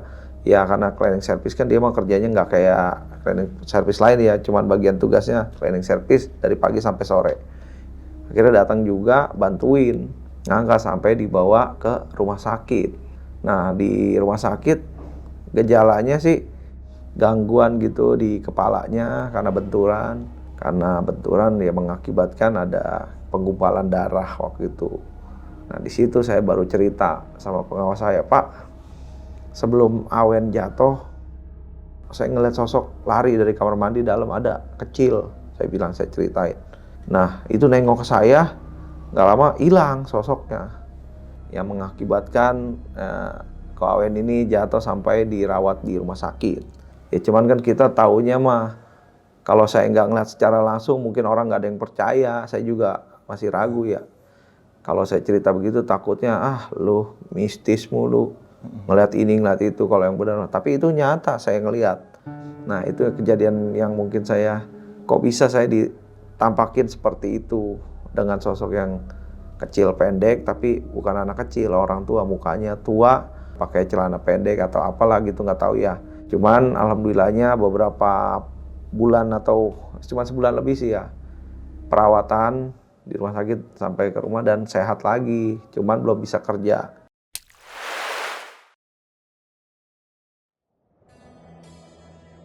Selang berapa lama aman, sampai bulan ketiga 2008 baru ada gangguan, dan yang ini lebih parah lagi Bang. Gimana tuh awalnya Bang Miko? Awalnya ada anak baru di situ, semakin berjalan kan makin rame mungkin ya orderannya, nambah anak baru gitu kan. Nah udah nyaman tuh, udah normal lagi kan, cuman emang bos mungkin belum percaya atau gimana untuk membersihkan tempat itu atau ruko itu. Selang berapa lama kejadian, saya di saat nyetak ini nggak lembur ya. Cuman ya nyetak siang-siang ke lantai 3 bawa bahan bang, dari bawah ke atas. Itu siangnya jam berapa Bang Miko? Itu siang sekitar jam habis zuhur banget. Kita selesai istirahat kan ganti-gantian ya makan ya. Nah habis makan biasanya kita gitu, bahan karena mau nyetak kan gitu ya. Saya bawa dari bawah Roland, panggul berdua. Kita dari lantai bawah sampai ke lantai 3. Kalau udah enak, dua tangga lagi udah ya lantai begini lah ya, udah jauh. Tiba-tiba teman saya tahu kepleset atau apa bang, jatuh tiba-tiba bang. Dia kaget, kayaknya ekspresinya kaget gitu, kayak orang kaget. Padahal mah nggak kepleset, tapi kaget karena itu keplanting. Tiba bang, terjun dari lantai 3.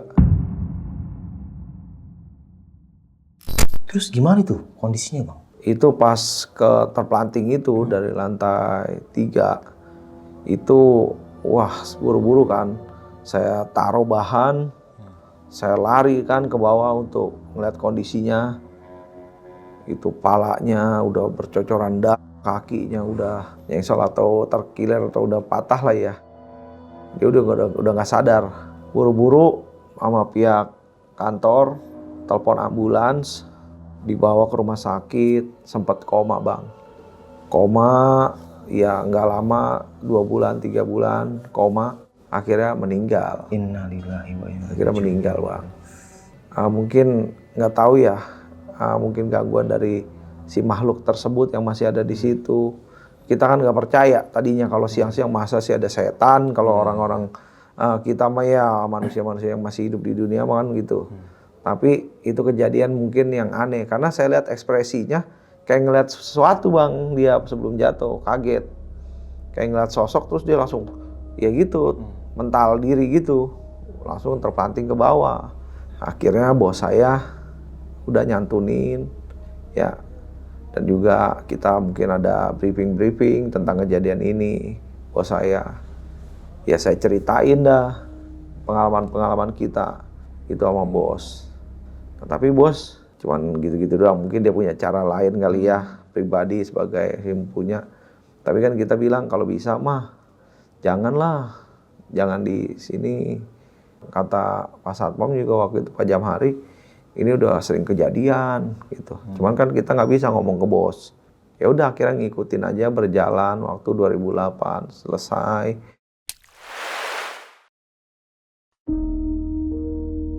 Kita masuk lagi kerja. Saya sih ingat banget di saat jam 2 itu, saya ingat saya jam 2 lewat itu kita lagi biasa nyetak dan finishing di lantai 3 ya. Ada yang melempari tanah awalnya bang. Kita kaget dong, tanah dari mana? Tahu-tahu tanah ya hitam sih, tanahnya hitam gitu. Cuman nggak banyak. Kaget saya.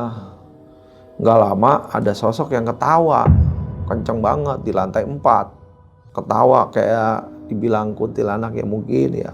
Suaranya jelas banget. Seperti ini dia.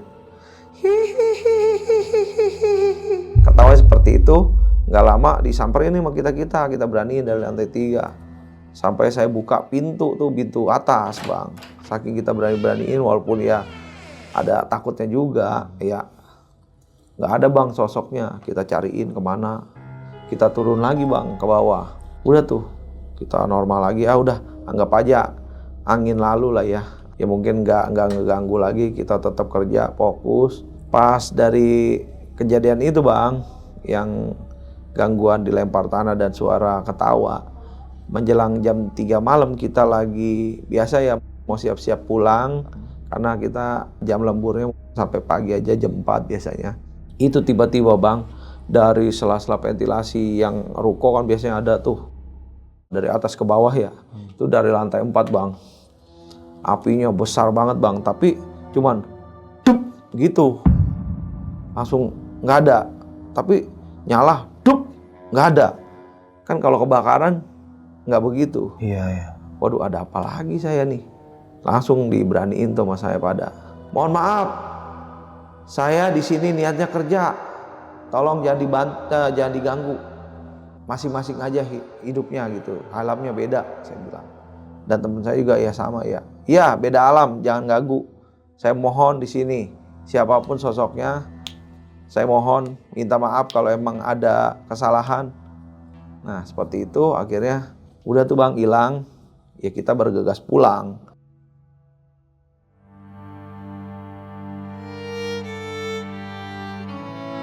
Berjalannya waktu, udah 4 kejadian itu kan. Kata saya, apa saya putusin keluar ya? Saya bilang sama istri saya, sama keluarga di rumah, dapat gangguan terus di kerjaan. Saya bilang sama adik bapak saya, itu sebenarnya udah gak nyaman ruko itu. Banyak gangguan, saya kerja juga kayaknya ntar bisa-bisa saya ya jadi gimana, males kerja di situ saya bilang. Apa keluar aja, cuman karena tuntutan ya baru saja ibaratnya mengalami enaknya kerja lah ya di situ ya, gaji yang lumayan, bos yang baik. Nah akhirnya ada jalan keluar, diceritain lah tuh. Ada bapak saya nyeritain ke temannya itu, ke manajer tempat kita bekerja. Dah nggak lama tuh si bosnya ada tamu yang menurut saya kayak spiritualis tapi dari pihak kelenteng. Di Ruat kita juga ngikutin aja, saya mau fokus kerja tuh waktu itu kan. Akhirnya nggak tahu pembersihan lah, nggak tahu apa. Udah selang dibersihin, kita tetap kerja nyaman, biasa Bang. Nih ada lagi, masa muncul lagi kata saya. Di ruko sebelah. Orangnya cerita, karena kenal ya sama saya ya. Ruko sebelah tuh cerita, itu anak temen ya sama saya, temenan sering ngopi gitu ya. Sering ngopi, ngobrol kalau lagi istirahat. Katanya dia lagi tidur di situ nginep ya. Karena emang mungkin hari itu dia baru nginep gitu kan di ruko tersebut. Kata dia sih lebih tepatnya mungkin udah menjelang mau pagi jam 1-an gitu. Ditarik Bang katanya badannya. Ya dari kaki gitu ditarik, digeser, dipindahin. Ya saking takutnya dia lari ngibrit. Cuman kan kita nggak tahu, dia kan kita lagi nggak lembur tuh. Dia cerita seperti itu, Bang. Masa kemarin gua katanya, gua ditarik lagi tidur. Lu emang nginep situ? Iya, habis pulangnya kemalaman nganter mesin katanya. Waduh, ditarik. Emang sama sosoknya apa? Ini mah sosoknya tinggi besar katanya. Tinggi besar cuman berbuntut. Ada buntutnya cuman hitam nih kata dia, sosoknya hitam. Kaget pas gue bangun, nah sosok itu munculin sebentaran Bang. Nah gue kabur ke bawah, ya yang gue lihat, yang gue ingat itu kata dia, sosoknya tinggi tapi ada ekornya. Gitu. Ya nggak tahu ya makhluk apa katanya di situ. Waduh kata saya, tapi lu nggak kenapa-napa? Ya enggak, paling kemarin langsung kayak orang kesambet gue minta diobatin, badan pada sakit, diurut dan diiniin. Iya tapi enakan kan? Iya. Terus saya ceritain, gue selama di sini nginep lembur, sama ngalamin kejadian tuh kayak si Ina kesurupan. Terus ada yang meninggal tuh si itu, tahu kan lu yang anak Serang meninggal? Yang mana Bang? Itu yang anak muda yang baru umurnya 20 lebihan. Innalillahi katanya. Bener lu Bang meninggal? Iya lu kan gak pernah kesini. Lu kan ibaratnya gak ikut lembur, cuman ketemu gua yang ngirim barang gitu doang, sapa-sapaan gitu kan. Ya Allah, ini nyampe segitunya Bang? Iya, itu si bos sampai nyantunin, sampai ngegantiin biaya pemakaman apa. Oh parah juga ya katanya. Coba deh Bang, ntar gua lihat. Kebetulan saudara gua ada yang ngerti kata dia gitu. Ya, coba dah kata saya. Silakan lihat dah ada sosok apa aja di situ. Selang ganti hari, berganti hari aman, ya kan, aman. Nah, ada gangguan lagi Bang. Tapi gangguannya menimpa pengirim barang. Emang tuh anak pas masuk kerja jam 8, hawanya udah beda Bang, kayak orang mau ada apa gitu, kayak gelisah, kayak ya orang mau ngalami sesuatu lah ya Bang ya. Kan kita bisa ngelihat nih dalam artian kalau orang lagi, lu kayaknya bengong atau gimana, banyak ngelamun gitu ya. Enggak kenapa-napa, biasa aja kata dia. Enggak, lu kayaknya lagi ngelamun aja, bingung mikirin, pikiran lu kosong. Ya dia bilang, iya nih lagi gak enak badan kali ya, gue gini gitu. Soalnya kemarin kan gue sempet itu tuh Bang katanya ke kamar mandi. Nah di situ gue mulai kayak hawanya nggak enak badan. Terus kayak hampir mau kesurupan di rumah gue, kata dia. Pas nyampe rumah gue kayak orang mau kesurupan katanya. Dia cerita seperti itu. Ya udah mudah-mudahan aja lu banyak-banyak istighfar aja, ingat, saya bilang gitu kan. Ingat sama Allah gitu kan, sering-sering istighfar. Badan gua sih masih gak enak katanya. Soalnya di sini makin berat bang, di belakang sini kata dia. Ya tapi gue paksain, gue sampai pakein koyo, gue minum tolak angin kata dia. Tapi kan namanya udah masuk kerja ya. Ya enggak, kalau misalnya itu ntar gue bilang sama bos, cari supir aja, jangan lu yang ngirim, takutnya nggak enak badan malah nggak bener. Tapi dia maksa, udah biarin, nah, insya Allah lah bang lah, ya bantu doanya ngirim barang. Nah selang beberapa menit dia ngirim barang, mungkin setengah jam ya atau sejam lah dari kantor, dari tempat kita kerja, itu dapat telepon bang, dapat telepon kantor, katanya dia kecelakaan di daerah Tol Jor ya. Kecelakaan, mobilnya terbalik doang, cuman baliknya miring gitu, nggak nyampe jungkel semuanya.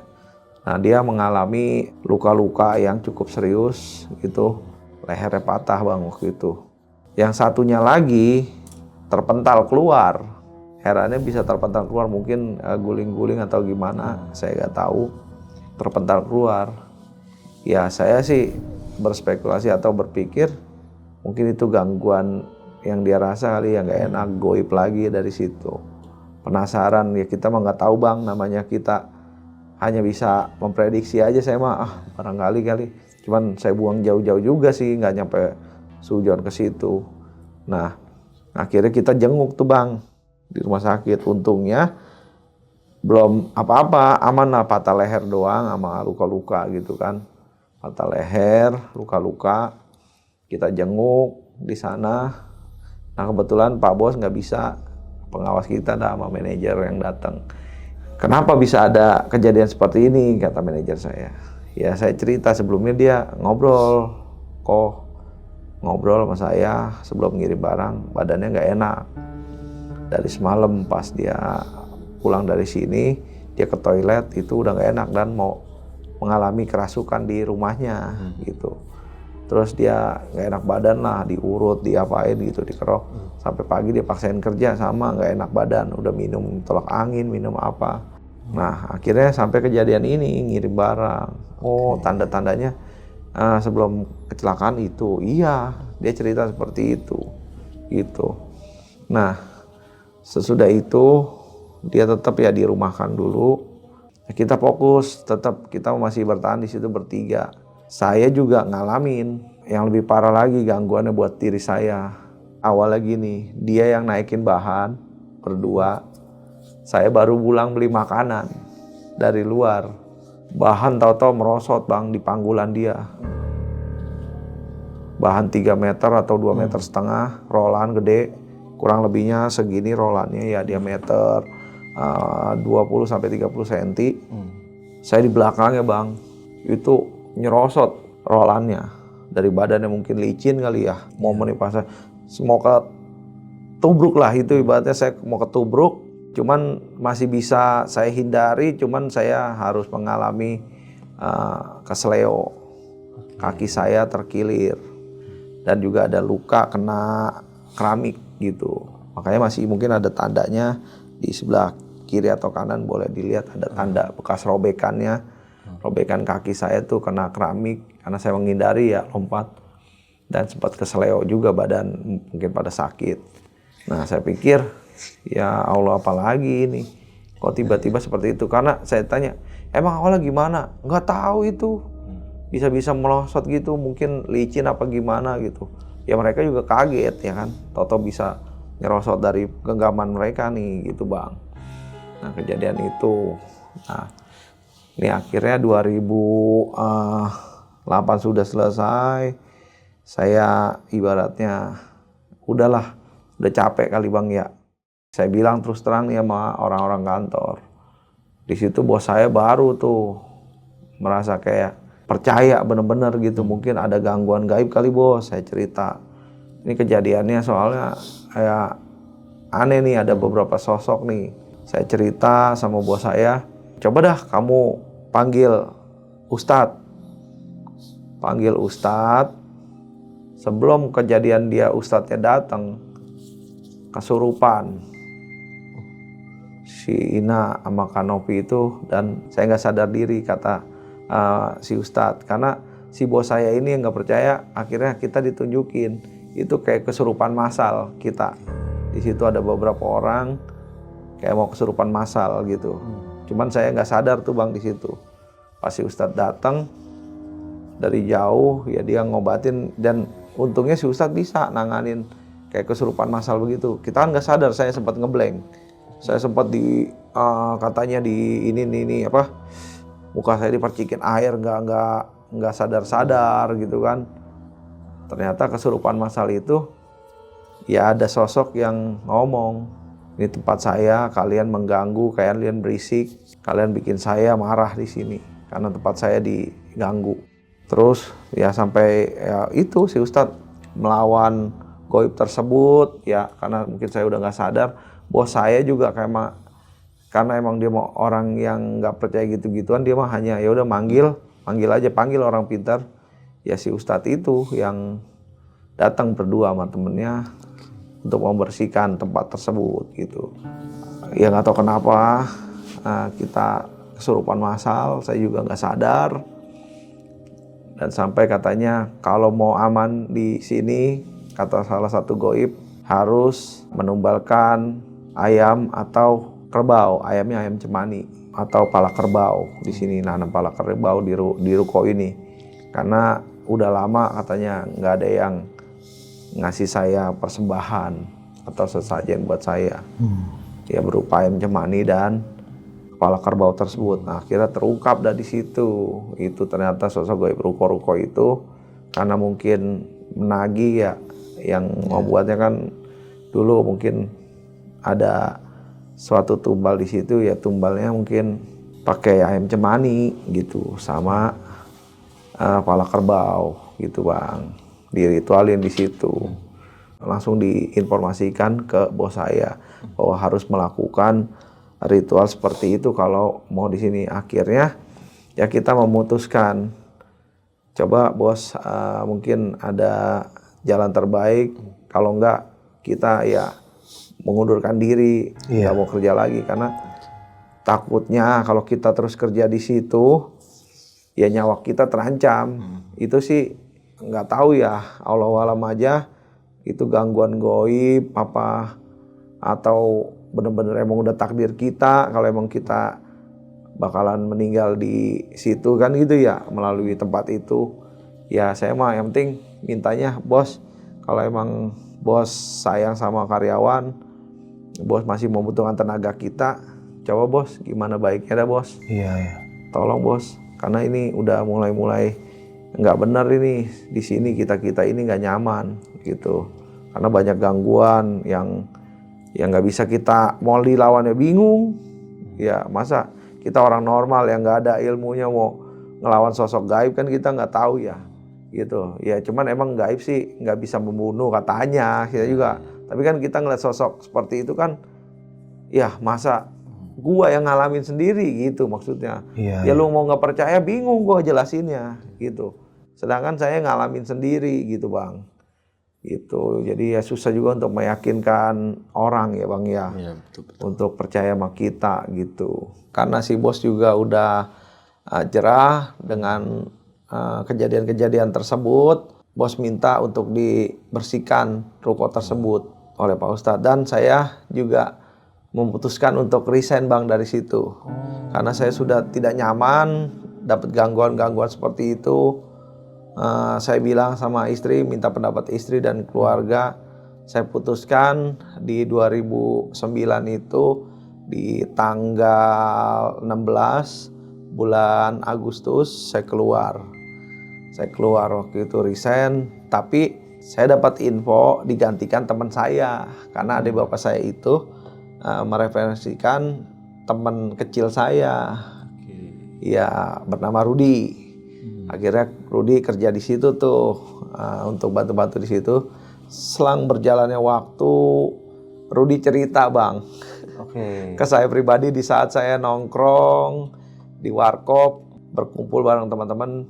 Nah pas di sela-sela saya ngobrol sama Rudi, dia cerita dia dapat gangguan gaib bener-bener, ada yang nantangin sampai berantem gaib Bang. Dia sempat tarung gaib sama penghuni tersebut karena mungkin dia orangnya iga jarang ya.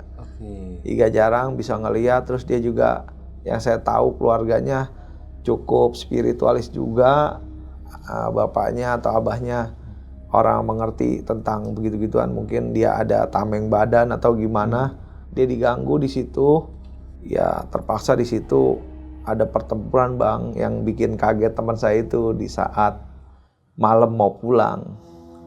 Semua pada heran Bang, dibikin kaget sama dia dengan kegiatan dia itu. Toto dia mau pulang malah kayak orang mencak, bahasanya kayak orang silat-silat begitu.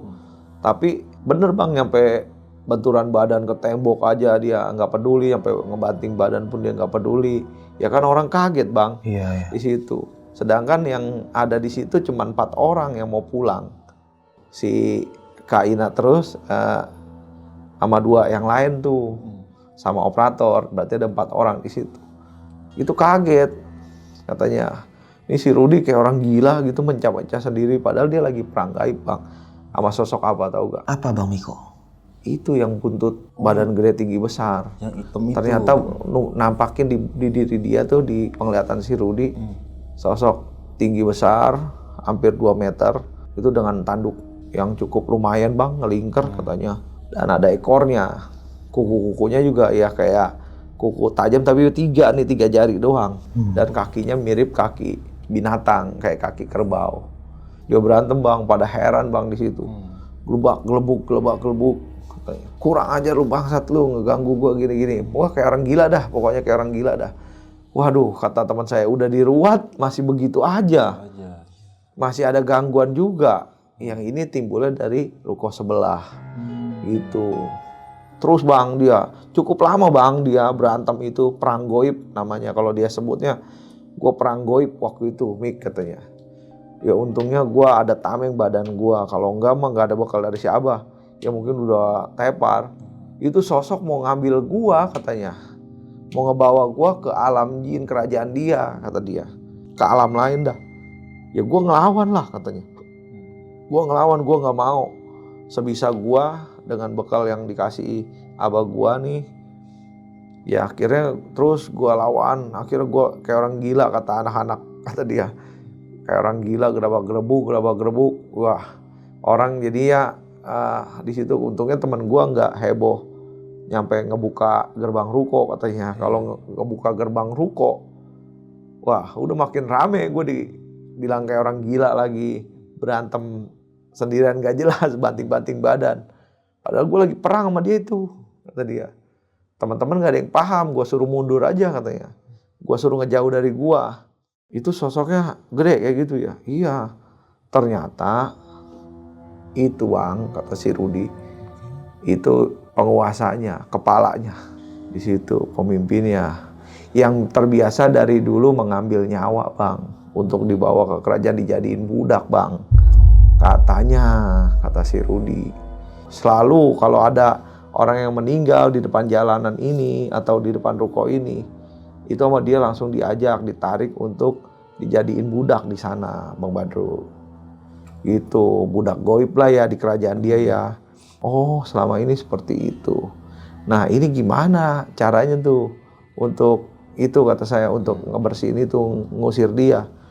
Dia balik lagi kalau ada yang berani untuk ngeruat di situ, untuk nanam pala kebo sama ayam cemani, mungkin baru aman. Itu juga amannya nggak mungkin bersih tuntas.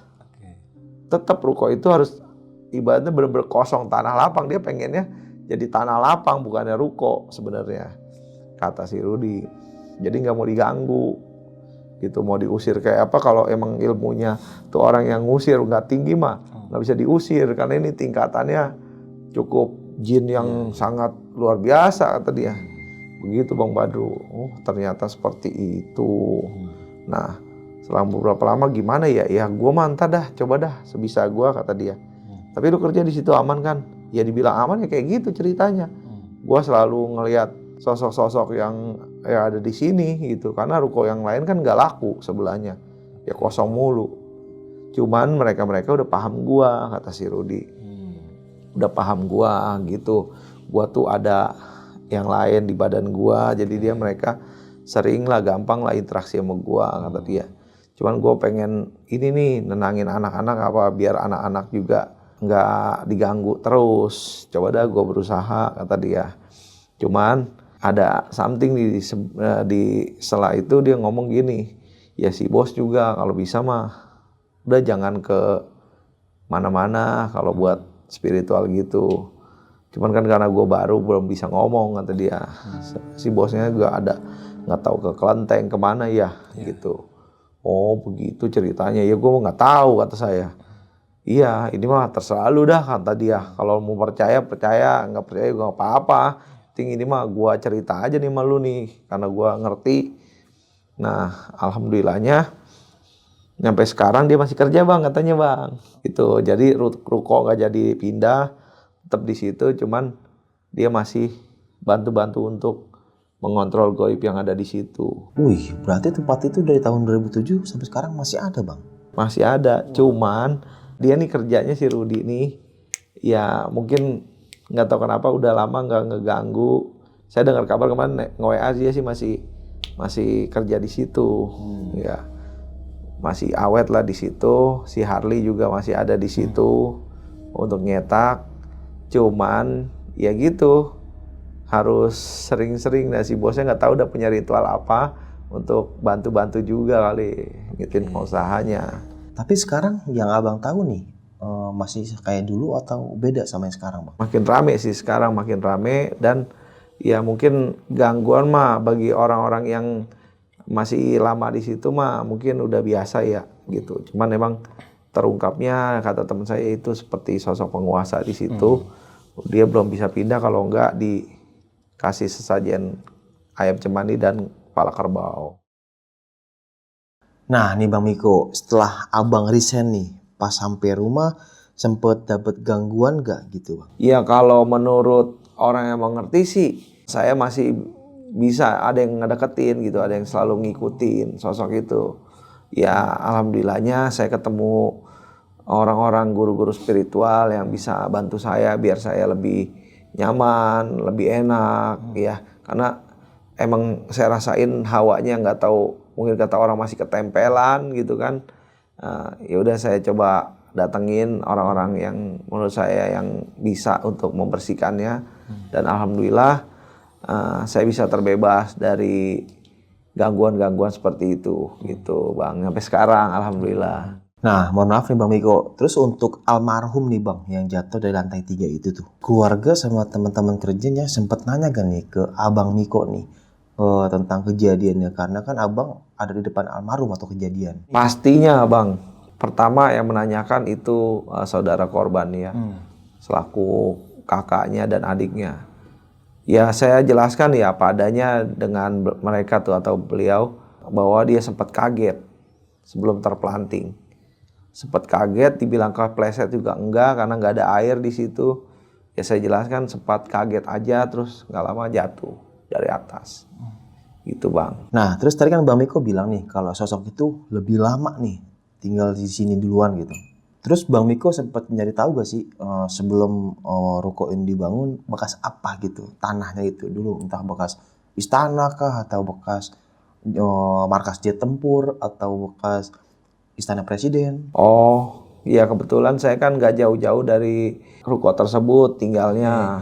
Ya sekitar 1 kilometer ya rumah saya dari situ. Dan saya taunya sih emang itu bekas rawa-rawa.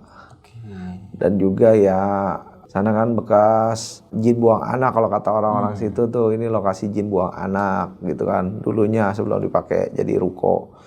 Jadi yang saya tahu ya rawa-rawa aja gitu.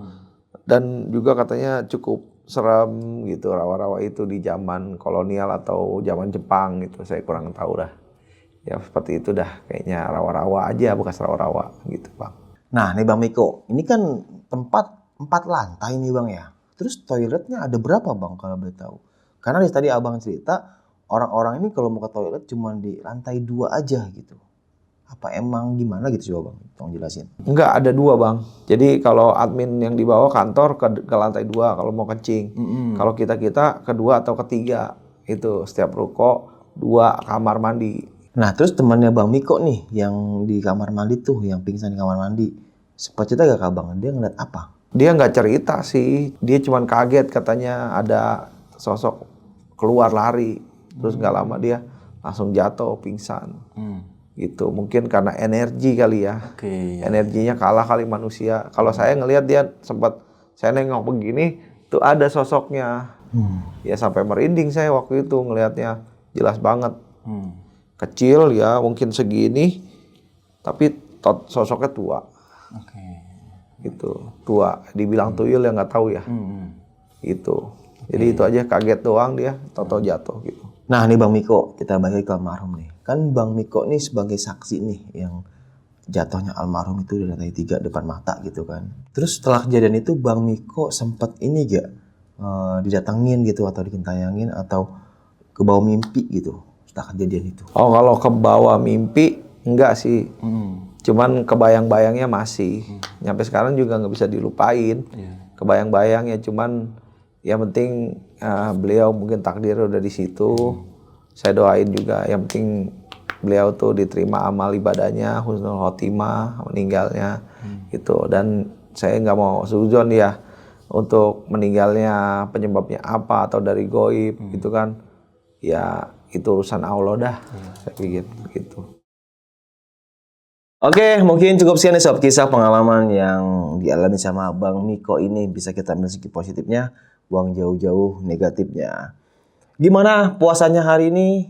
Udah berapa hari bolong sob? Ini hari keberapa ya? Wah pokoknya sebentar lagi kita lebaran. Amin amin ya rabbal alamin. Semoga kita selalu panjang umur, disehatkan selalu punya badannya, diangkat penyakit yang ringan, bahkan penyakit yang berat. Amin ya rabbal alamin. Dibanyakin rezekinya, dimudahkan segala urusannya. Pokoknya kita selalu dalam keadaan baik-baik saja gitu kan. Pokoknya luar biasa lah. Semoga kita selalu diberikan hidayah dan syafaat dan keberkahan dalam hidup. Amin ya rabbal alamin. Mau apa lagi ya? Udah cukup. Dadah. Assalamualaikum warahmatullahi wabarakatuh. Dadah. Buat kalian yang punya pengalaman horor, langsung aja chat ke nomor 0877 1671 5337.